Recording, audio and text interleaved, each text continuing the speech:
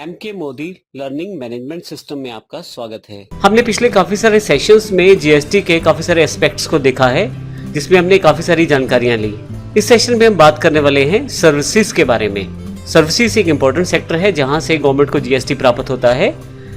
इसमें अभी जो सबसे इम्पोर्टेंट बदलाव हुआ है वो है जीएसटी में सर्विसेज का आना। तो यदि आप किसी सर्विस सेक्टर से संबंधित हैं तो उस केस में आप बड़ी आसानी से इस एग्जाम्पल को फॉलो करते हुए अपने अकाउंट्स को मेंटेन कर सकते हैं। इसमें बेसिक्स एंट्रीज तो वैसी ही रहती हैं जो एक नॉर्मल एंट्री प्रोसेस में हम करते हैं टैली में, लेकिन जो सर्विसेज से रिलेटेड एंट्रीज हैं उनका हम इस पूरे सेशन में जानकारी लेने वाले हैं। सबसे पहले बात करते हैं हमें कौन कौन से लेजर्स चाहिए इस एग्जाम्पल को बनाने के लिए। तो सबसे पहले मुझे कैपिटल चाहिए क्योंकि मैं बिजनेस में इन्वेस्ट करना चाहता हूँ। IDBI बैंक का अकाउंट है। फिर मैंने यहाँ पे दो क्रेडिटर्स लिए हैं, चंडीगढ़ HR सर्विसेज कंपनी और क्रिएटिव इंटरनेट। एक क्रेडिटर जो है जिससे मैं एक सर्विस परचेज करता हूँ, HR सर्विसेज मैं परचेज करता हूँ चंडीगढ़ HR सर्विसेज कंपनी से। क्योंकि यह क्रेडिटर पंजाब से है तो इसका मतलब मुझे ये जो सर्विसेज परचेज करनी है पंजाब से हैं। जब भी हम इस तरह की सर्विसेज परचेज करेंगे तो वह एक अलग हेडर टैली आपको प्रोवाइड करती है, परचेज टैक्सेबल इंटरस्टेट, अगर आप बाहर से सर्विस परचेज कर रहे हैं। लेकिन इसका जो हेड रहता है वो इनडायरेक्ट एक्सपेंसेस ही रहता है। इसी तरह से क्रिएटिव इंटरनेट है, हरियाणा की कंपनी है। हमारे ऑफिस में इंटरनेट प्रयोग होता है तो उसका जो बिल है वो क्रिएटिव इंटरनेट द्वारा दिया जाता है। क्रिएटिव इंटरनेट कंपनी जो है वो हरियाणा बेस्ड कंपनी है, तो इस कारण से इसका जो हेड आने वाला है परचेज टैक्सेबल, परंतु ग्रुप में यह इनडायरेक्ट एक्सपेंसेस के ग्रुप में जाने वाला एक्सपेंसेस है। अब यहाँ पे ध्यान रखिएगा, हम सर्विसेज को परचेज करते हैं तो वो हमारी एक तरह से परचेज कहलाती है। अगर आप राज्य से बाहर से परचेज करें तो परचेज टैक्सेबल इंटरस्टेट कहलाएगी। अगर आप अपने ही राज्य से परचेज करें तो परचेज टैक्सेबल इंट्रास्टेट कहलाएगी, अर्थात अपने ही राज्य से परचेज की हुई। लेकिन इनके जो हेडिंग्स होते हैं इनडायरेक्ट एक्सपेंसेस के अंतर्गत आते हैं। इसी तरह से हमारे पास दो डेटर्स हैं, ड्रोन सर्विसेज हरियाणा से और दिव्य सर्विसेज पंजाब से। अब हम भी कुछ प्रोवाइड करते हैं सर्विसेज, उसमें हम कंप्यूटर से रिलेटेड रिपेयरिंग और नेटवर्किंग सर्विसेज प्रोवाइड करते हैं। अब इसे हम सेल्स के अंतर्गत मानते हैं।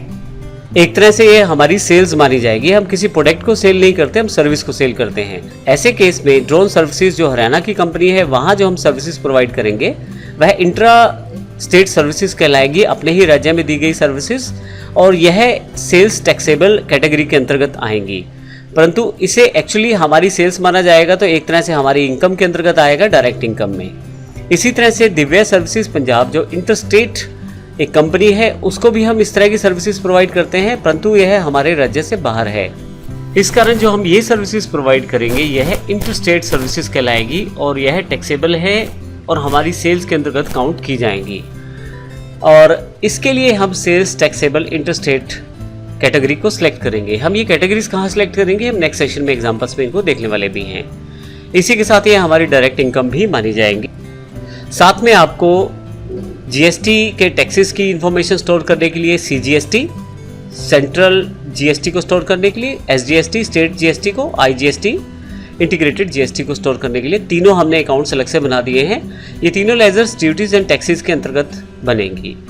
ये हमने देखा हमें कौन कौन से अकाउंट्स चाहिए, तो ध्यान रखिएगा हमें कौन कौन से अकाउंट्स चाहिए, इन सब के बेस पे हम एग्जांपल बनाने वाले हैं।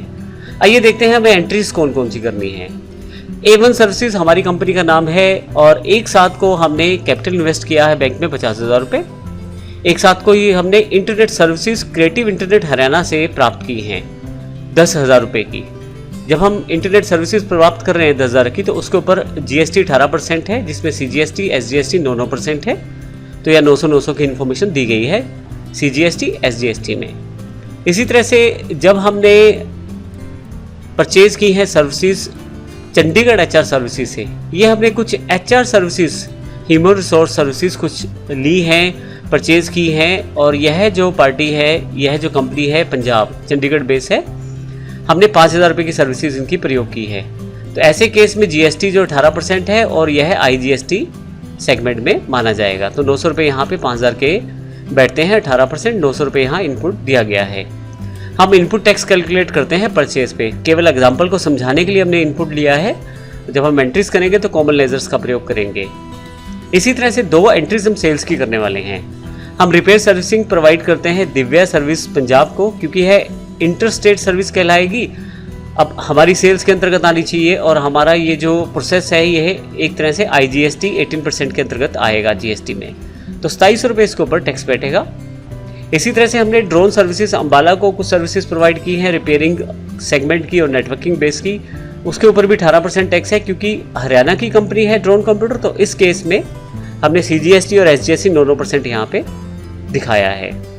अब यदि आप इस पूरे टैक्स को कैलकुलेट करें तो आपके पास CGST जो है 900 रुपये आपने पे किया है परचेज पे, परंतु आपने सेल्स में लिया है 1080 रुपये, तो जो डिफरेंस है 180 रुपये वो ड्यू है आपके ऊपर। इसी तरह से 900 रुपये SGST और आउटपुट 1080, तो ड्यू यहाँ भी 180 रुपये है। यहाँ पे आपके पास 250 रुपये आए हैं, लेकिन आपने जो पे किए हैं परचेज करते हुए सर्विसेज वो 900 रुपये हैं, तो 1800 रुपये का यहाँ डिफरेंस है। अगर तीनों का टोटल कर दिया जाए तो हमारी ड्यू अमाउंट आ जाएगी जो हमने गवर्नमेंट को पे करनी है, वो है 2160 रुपये।